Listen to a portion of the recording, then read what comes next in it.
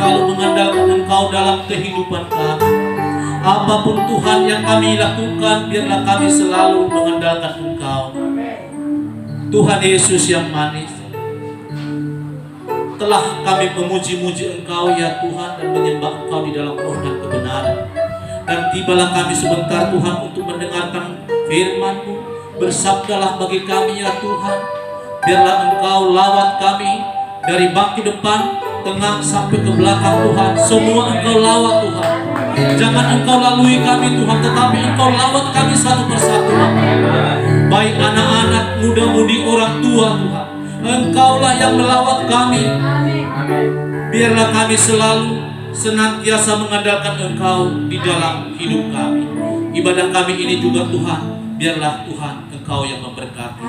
Terima kasih Tuhan, penyampaian firman hamba-Mu ini Tuhan, tidak ada apa-apa, urapi hamba-Mu, berikan pengertian buat hamba-Mu untuk menyampaikan kebenaran firman-Mu ini Tuhan. Biarlah kami yang mendengarkan Tuhan menjadi rema bagi kehidupan kami, karena firman-Mu ini adalah firman kebenaran dan hidup. Maka itu Tuhan, kami percaya di dalam nama Yesus Kristus Tuhan, kami percaya dan bersuka cita. Kami siap untuk menyambut firman Tuhan yang hidup dan berkuasa. Haleluya. Mari kita umat Tuhan yang percaya katakan bersama, amin. Silakan duduk Bapak Ibu. Salam. Shalom. Haleluya. Pada hari ini saudaraku, ini di bulan Agustus ya. Bulan Agustus artinya kita sebentar lagi memperingati 17 Agustus, yaitu Hari Kemerdekaan Bangsa Indonesia. Amin. Nah, jadi hari ini saudaraku, kita juga memperingati bagaimana Kristus telah memerdekakan kita, bagaimana Kristus telah menolong kita, membebaskan kita dari segala dosa dan segala pelanggaran-pelanggaran kita. Karena kalau kuat karena gagah kita tidak bisa apa-apa. Kita akan binasa, tetapi karena kebaikan Tuhan, urapan Tuhan, pengorbanan Tuhan, darahnya tercurah di atas kayu atau di atas Kalvari, sehingga kita membebaskan umatnya yang percaya kepadanya. Amin. Amin. Haleluya. Jadi saudaraku yang kekasih, kita masuk dalam firman Tuhan, karena firman Tuhan ini adalah kebenaran dan hidup yang memerdekakan kita. Kita ambil atau kita melihat saudaraku Bapak Ibu, Yohanes 8 ya.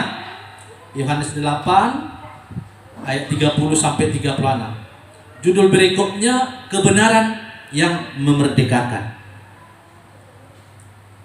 Jadi saudara-saudaraku, di sini ada ayatnya yang 30 sampai 36, berarti 6 ayat. Berarti kita bersama-sama membaginya supaya kita semua dapat berkat. Amin. Amin. Amin Bapak Regar. Amin. Haleluya. Puji Tuhan. Saya bersuka cita melihat Bapak Regar ini. Selalu sukacitanya mengikut Tuhan. Di masa tuanya Tuhan akan memberkati Bapak Regar. Kita tahu Bapak, hari ini semalam pun atau mungkin Bapak atau sebagian mungkin mengetahui, yaitu Bapak Dr. Mangapul Sagala telah dipanggil Tuhan tadi malam. Yaitu dia adalah pendiri STT, yaitu di Parapat. Jadi mungkin inilah orang tua yang bagaimana saya bilang ya, dia ini reform ya, mempertahankan reform itu. Tapi kita bukan bawa doktrin, bukan bawa apa. Yang intinya dia baru kemarin saya lihat dia dan berkomunikasi, tetapi semalam saya mendengar dia bahwasanya sudah dipanggil Tuhan. Itu umurnya saya rasa masih lebih tua Bapak Regar. Tapi itulah rencana Tuhan. Semua indah pada waktunya. Amin Bapak. Amin. Haleluya.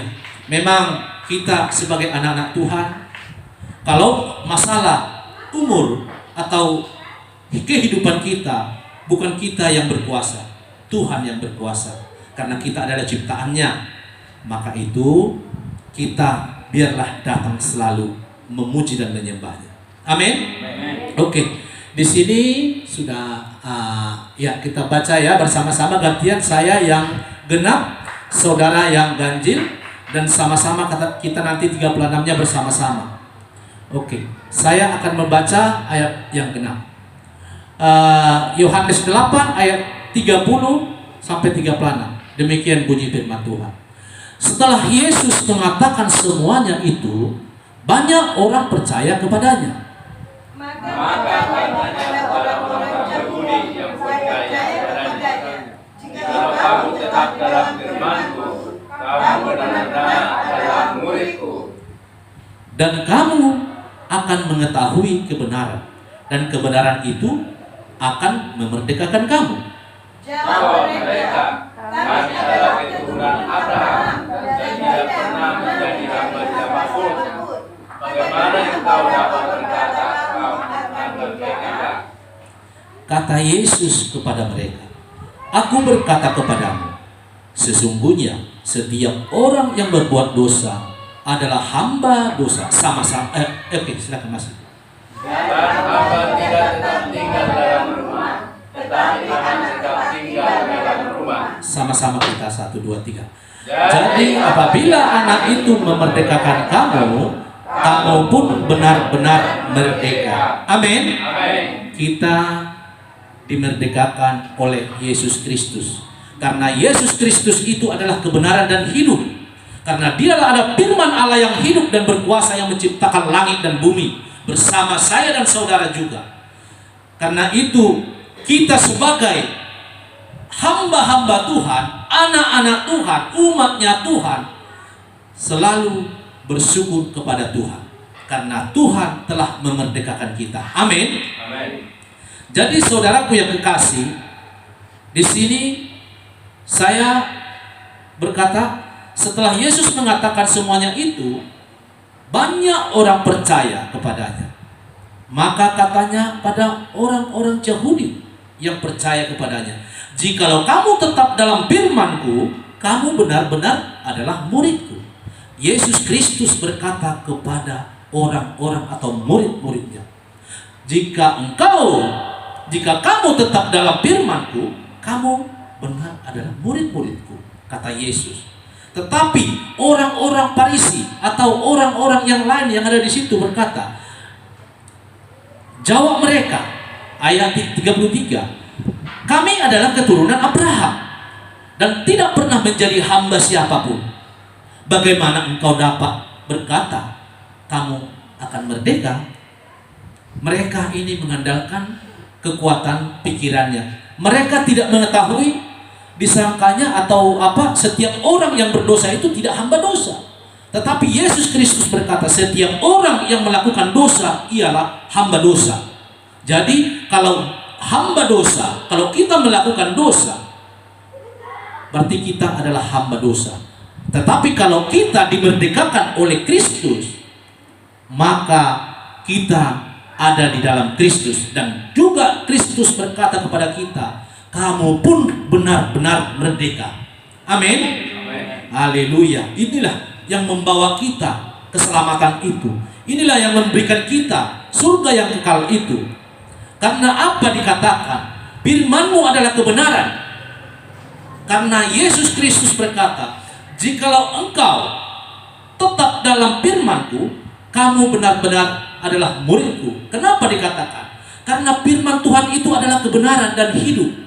Karena firman Tuhan itu ialah perkataan Yesus Kristus, Bapa yang kekal, di mana Dia telah memberikan kita arahan atau perintah. Bagaimana? Yohanes 17 ayat 17 berkata, kuduskanlah mereka dalam kebenaran, firman-Mu adalah kebenaran. Yesus Kristus adalah kebenaran itu. Karena Dia adalah firman itu, maka Dia adalah kebenaran bagi kita, orang-orang yang percaya kepada Yesus Kristus. Amin. Amin. Memang saudaraku, banyak orang yang tidak percaya kepada Yesus Kristus. Jangankan di luar orang kepercayaan Kristen atau kita, orang Yahudi saja. Saudaraku, sampai sekarang ini. Makanya sedikit saya mengatakan kalau masalah Yahudi, jadi saudaraku, Yahudi ini tidak jaminan. Tetapi memang mereka lah bangsa umat pilihan Tuhan, bangsa Israel yang 12 suku ini. Saudaraku, kenapa dia dikatakan umat pilihan Tuhan? Memang karena Tuhanlah yang memberikan mereka umat pilihan dan kesayangannya. Bagaimana Yakub, yang dimana dikatakan Yakub itu menjadi bangsa Israel, atau Israel diganti setelah dia menang bergelut dengan Allah itu atau Tuhan itu. Maka dikatakan sekarang namamu bukan Yakub lagi, tetapi Israel. Semenjak itulah bangsa Israel telah menjadi umat pilihan Tuhan. Maka itu saudaraku, Yesus Kristus yang menggenapi itu semua. Kalau kita melakukan hukum Taurat, niscaya kita akan dapat kerajaan surga itu. Karena apa? Karena di dalam Taurat, saudaraku, siapapun tidak akan bisa melakukannya. Karena apa, saudaraku? Karena hukum Taurat itu ada 613 hukum atau misbot. Misbot itu hukum. Hukum Taurat itu terbagi 3. Ada hukum sipil, ada hukum moral, dan akan hukum seremonial. Apa itu hukumnya itu? Memang saudaraku, di sini kita tidak membahas itu, tetapi perlu kita ketahui 613 hukum ini tidak akan mungkin dilalui. Sedangkan 10 hukum Taurat yang dibawakan Musa dari gunung untuk diberikan Tuhan, lalu 20 batu, kita banyak orang yang tersandung oleh karena hukum 10 hukum Taurat ini, perintah Tuhan. Ini apalagi saudaraku, 613 hukum misbot bangsa Israel Yahudi. Bagaimana? Makanya Kristus datang, karena tidak seorang pun yang dibenarkan atau sampai kepada Tuhan karena melakukan hukum Taurat. Maka Yesus Kristus datang mengambil rupa seorang manusia itu. Yaitu siapa? Yesus Kristus yang tak sampai mati di kayu salib untuk menebus dosa-dosa umatnya. Kita sudah mengetahui ya, umatnya itu sebenarnya bangsa Israel. Kenapa kita menjadi bangsa umat pilihannya? Kita mungkin sudah tahu sebagian itu yang kemarin sudah saya katakan. Kenapa? Karena ketegaran tengkukannya bangsa Israel lah, sehingga turunlah firman Tuhan di Markus 16 ayat 15 sampai 16 itu. Maka Yesus Kristus berkata, jangan pergi sebelum berkumpulan di Yerusalem. Yesus Kristus sudah mati, sudah bangkit, tetapi sebelum dia naik ke surga, dia memberikan perintah kepada Tuhan, kepada murid-muridnya. Kenapa dia berikan perintah kepada muridnya? Karena umatnya sendiri, kesayangannya sendiri, dia yang menyalibkan itu, tidak mempercayai. Maka firman Tuhan benar, kita percaya dan beriman kepada Yesus Kristus. Sekarang sampai sekarang, masih kemarin itu saudaraku, saya masih kontradiksi dengan orang Yahudi asli. Orang Yahudi asli, yaitu dia namanya Rabi Singer. Dia itu saudaraku, dia ini tidak mempercayai Yesus Kristus, tidak mempercayai sama sekali. Makanya dia menghujat sama sekali Yesus Kristus itu. Tetapi memang sudah firman Tuhan berkata itu. Orang Yahudi kepunyaannya sendiri yang menyalibkan dia. Maka apa katanya kepada kita?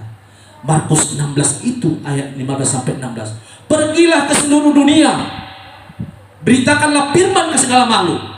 Siapa yang percaya dan dibaptis akan diselamatkan, tetapi siapa yang tidak percaya akan dihukum. Kenapa ini turun perintah? Karena ketegaran tengkukannya bangsa Israel. Merekalah yang menyalibkan. Padahal Tuhan datang mengambil rupa seorang manusia dan tak sampai mati di kayu salib itu untuk menebus dosa umat kesayangannya, yaitu bangsa Israel yang 12 suku ini. Tidak termasuk kepada kita, tetapi karena ketegaran tengkukan mereka, maka masuklah menjadi milik kita. Bukan lagi kepada bangsa Israel yang 12 suku ini untuk memberitakan firman Tuhan, Injil itu, tetapi beritakanlah firman atau Injil ke segala makhluk. bukan lagi kepada bangsa Israel, tetapi segala makhluk. Siapa yang percaya dan dibaptis akan diselamatkan. Itulah yang memberikan kita keselamatan itu. Sampai sekarang, saudaraku, ini jangan kita sekarang ini begini. Nanti kalau ada yang berkata begini, Yesus Kristus, karena sekarang ini pengajaran Yudaism sudah ada di Indonesia, sudah lebih 100 lebih anggotanya, termasuk kalau mau nanti saya berikan mau saudara menonton itu, bisa bagaimana mereka menghujat Kristus itu. Memang mereka asli. Sekarang di Israel sana seperti sudah memberikan mandat kepada Toby Singer, yang dimana dia adalah seperti Rasul Paulus. Bagaimana Rasul Paulus dulu untuk mengayomi jemaat Tuhan, dia adalah Sanhedrin yang bisa berkata-kata di bait suci, tetapi dia mengambil mandat daripada tua-tua atau ahli-ahli Taurat untuk menganiaya umat Tuhan yang percaya kepada Yesus Kristus. Dia mengambil dan menyesatkan, ada yang dibunuh mereka karena percaya kepada Yesus Kristus. Inilah sekarang yang terjadi pada Toby Singer ini. Dia diutus dari bangsa Yahudi Asia itu berkepercayaan Yudaism. Mereka sekarang seluruh dunia telah diutus, tetapi ketuanya di Indonesia, yaitu Singer ini. Jadi namanya Rabi, ya, Rabi. Kalau Rabi itu kalau di Israel itu sudah bisa, artinya seperti Yesus Kristus juga dikatakan Rabi. Kalau Rabi itu sudah bisa dia mengambil keputusan sesuatu di suatu bait suci. Jadi mereka ini, saudaraku, mereka sekarang gencar-gencarnya ke seluruh dunia, termasuk di Indonesia ini. Dia sudah berkata dan kesaksiannya juga sudah ada anggotanya orang Batak, Marga Sinaga. Mudah-mudahan saudaraku, Palen namanya.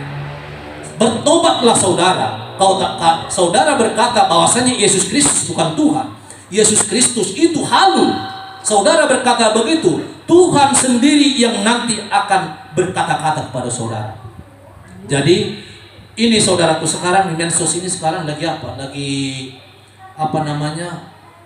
kalau melihat ini, banyak orang yang tidak kuat imannya, asli murtad. Kenapa? Karena Yesus Kristus itu dikatakan bukan Tuhan. Kalau kita mengikut itu, saudaraku, kalau tanggung-tanggung kita tidak mengetahui dari Kejadian sampai Wahyu, akan menjadi mengikut mereka, termasuk yang 100. Baru mereka pertama-tama kali belum kasih 2 tahun di Indonesia, tetapi sudah ratusan pengikutnya. Itu banyak orang Batak, termasuk saudaraku Palen. Palen ini marganya Sinaga, saya sudah mengetahui. Jadi dia berkata dia orang Yudaism, kepercayaannya kepada Allah itu.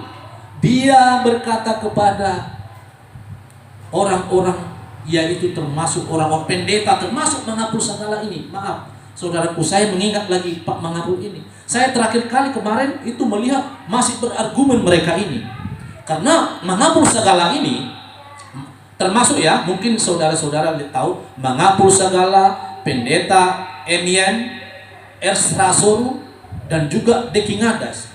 Dia ini yang dicari-cari orang ini, karena memang mereka mendirikan STT untuk teologi untuk menjadikan mereka sebagai hamba-hamba Tuhan. Mereka mengincar ini supaya dipatahkan argumen-argumen bahwasanya mereka berkata Yesus bukan Tuhan.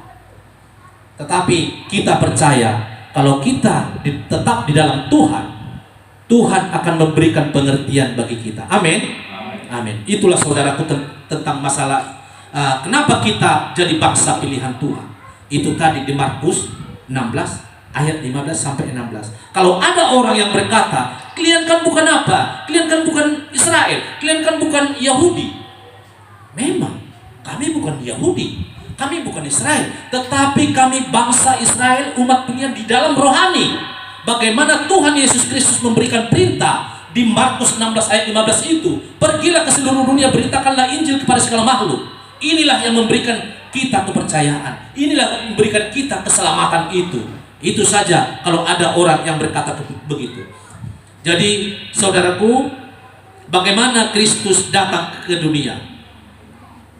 Itu sudah ada di dalam khotbah-khotbah kita kemarin ya. Tetapi ini kita ambil bagaimana Tuhan yang datang benar-benar memerdekakan kita. Kenapa kita dimerdekakan? Kenapa kita menjadi umat pilihan? Tadi sudah saya jelaskan. Kenapa kita sekarang? Kenapa kita? Kan banyak orang berkata, kok kita ini kok umat pilihan Tuhan? Itu ayat Markus tadi sudah saya katakan. Jadi saya ambillah di Markus 12 lagi. Di Markus 12 ayat 30 sampai 31. Inilah Kristus yang menggenapi hukum-hukum Taurat itu. Karena apa? Di Ulangan berkata, kasihilah Tuhan Allahmu dengan segenap hatimu dan dengan segenap jiwamu, dengan segenap akal budimu dan kekuatanmu. Dan itulah yang direpresentasikan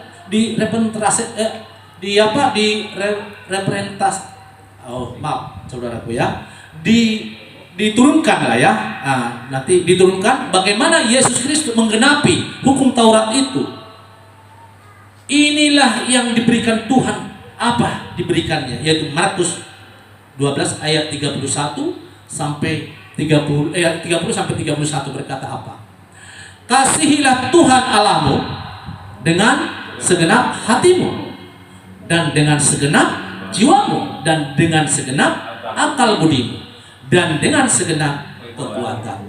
Inilah yang diberikan Tuhan. Karena di Ulangan juga sudah berkata, ayat ini yang digenapi Yesus Kristus. Ini tetap sampai selama-lamanya. Kasihilah Tuhan Allahmu dengan segenap hatimu dan dengan segenap akal budimu.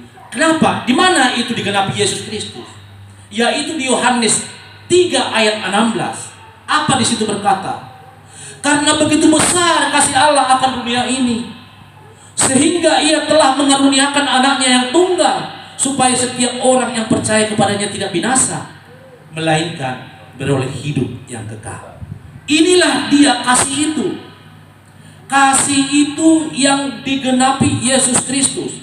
Kalau hukum-hukum seremonial, hukum-hukum sipil sudah digenapi atau diselesaikan Yesus Kristus di kayu salib.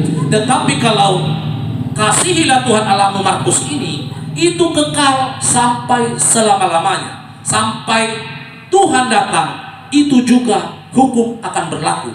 Tetapi apa itu hukum seremonial? Contohnya, cara-cara ibadah kita bukan seperti cara-cara Yahudi lagi.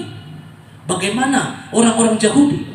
Orang-orang Yahudi itu kalau tidak ada imam, mereka tidak bisa menyembah Tuhan. Mereka tidak bisa diampuni. Maka mereka datang kepada rabi-rabi. Mereka lah yang melakukan kebaktian-kebaktian di dalam rumah bait suci ini. Tetapi kita bukan di situ lagi. Itu tuh sudah digenapi Tuhan. Contohnya, hukum sipil apa? Hukum sipil, kita tahu nyawa diganti nyawa. Kalau dia membunuh harus dibunuh. Kalau dia berzina harus dirajam. Tetapi sekarang tidak ada seperti itu, saudaraku. Di dalam Kristus Yesus itu sudah digenapi. Amin.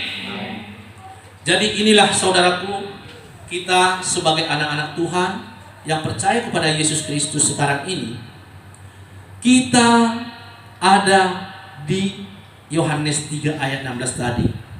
Yesus Kristus menjadi batu penjuru bagi kita. Yesus Kristus jalan bagi kita untuk menerima kekekalan itu, yaitu surga yang kekal. Karena ada dua kekekalan. Kekekalan yaitu ada surga, ada neraka. Tetap sama-sama kekal. Tetapi Yesus Kristus datang supaya bisa kita jalan ke surga yang kekal itu. Amin. Oke. Sedikit lagi Bapak Ibu. Saya akan ambil ayat di Galatia 5. Galatia 5 ayat terakhir ya Bu ya. Biar kita masuk dalam penyembahan kita kepada Tuhan.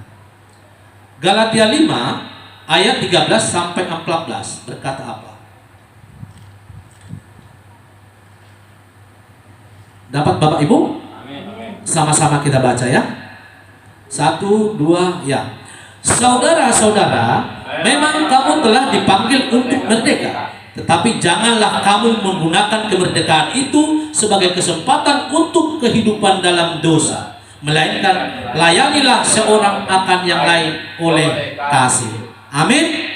Inilah yang diajarkan Tuhan bagi kita. Kenapa diajarkan Tuhan? Memang Tuhan sudah berkata, saudara-saudara, memang kamu telah dipanggil untuk merdeka. Inilah kita yang dipanggil untuk merdeka. Sebenarnya yang dipanggil itu bangsa Israel, tetapi karena itu tadi ketegar-tegukan mereka, maka kitalah yang dipanggil yang sesuai dan melakukan kehendak Tuhan itu. Maka kita adalah orang-orang merdeka. Jadi kalau kita sudah merdeka, apakah kita bermegah dalam dosa-dosa? Tidak. Karena firman Tuhan berkata, kerjakanlah keselamatanmu, takut akan gentar akan Tuhan. Amin. Iya. Jadi itu memang saudaraku, kita harus mengerjakan keselamatan kita dan takut akan gentar akan Dia. Karena di dalam kehidupan Tuhan telah memberikan kita dua kehendak atau free will. Mau melakukan firman Tuhan, yaitu jalannya ke surga, tujuannya. Tetapi kalau tidak melakukan firman Tuhan, tujuannya ke neraka. Kenapa? Tuhan tidak memberikan kita atau otoritasnya. Sebenarnya kita bisa aja dibilang kau harus melakukan itu, tetapi Tuhan memberikan kehendak bagi kita, yaitu free will tadi. Bagaimana kita? Apakah kita melayani Tuhan? Sudah ada bagian kita. Apakah kita tidak mau melayani Tuhan atau seperti melakukan dosa? Sudah ada juga bagian kita. Maka itu kita sebagai anak-anak Tuhan, saya yakin dan percaya kita melayani Tuhan dengan sukacita. Amin. Amin. Karena itulah memang yang dikehendaki Tuhan bagi kita. Jadi saudara-saudaraku yang kekasih, dimanapun kita berada, baik itu di sini, di luar, biarlah kita menjadi berkat. Apa itu berkat? Melakukan sesuai dengan perintah Tuhan Yesus. Kita mengasihi, jangankan saudara kita kasih, musuh kita saja kita harus kasih. Amin. Apalagi saudara kita, terutama saudara seiman. Amin. Itulah yang dikehendaki Tuhan bagi kita. Maka Tuhan memberikan kita kehendak itu supaya kita, apa tujuan kita dalam kehidupan ini. Jadi saudara-saudaraku yang kekasih di luar sana, marilah datanglah kepada Tuhan. Apapun yang saudara alami, apapun yang beban saudara, Tuhan sanggup memberikan jalan keluarnya bagi saudara dan saya. Amin. Jadi itulah yang bisa saya sampaikan Bapak Ibu, firman Tuhan. Biarlah kita yang jauh mendekat kepada Tuhan, dan yang dekat mari melayani Tuhan, supaya Tuhan dimuliakan dalam kehidupan kita. Amin. Itu saja Bapak Ibu yang bisa sampaikan pada hari ini. Tuhan Yesus Kristus yang memberkati kita. Saya undang Bapak Ibu, kita berdiri biar kita menyembah Tuhan kita, karena Tuhan yang layak kita puji. Mari kita menyembah Tuhan karena kita.